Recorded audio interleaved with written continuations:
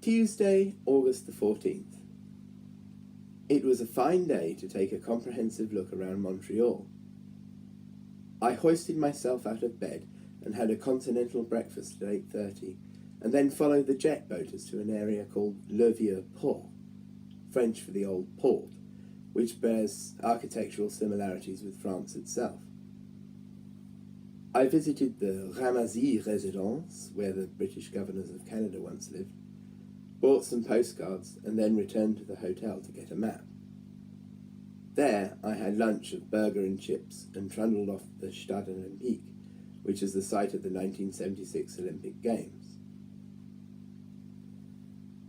At the former Olympic Park I had a stadium tour and ascended the tallest inclined tower in the world by the cliff railway mounted on its side, from which there is a good view of Montreal, the mountain from which the city gets its name, and the city centre skyscrapers.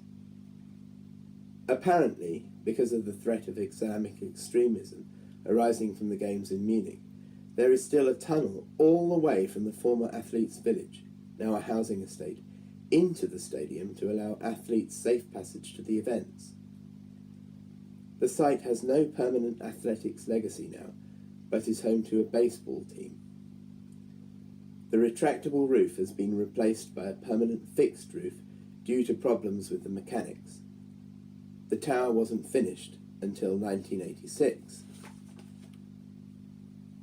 I came back to the hotel on this busy day, wrote 7 postcards to family and friends, and then went on a walking tour of the old town with Corrie, our tour guide. We had dinner at the restaurant with the worst service in the world. The German guy Tommy ordered chips and got a plate of crisps, for which they made us pay a raised service charge. They corrected me when I ordered spaghetti alla vongole in Italian and insisted I call it spaghetti vongole, and it was stone cold. Talk about taking the Quebec heritage of French identity too far. Afterwards, we returned to the hotel and watched American Pie for the first time on the bus. It was very rude and very funny.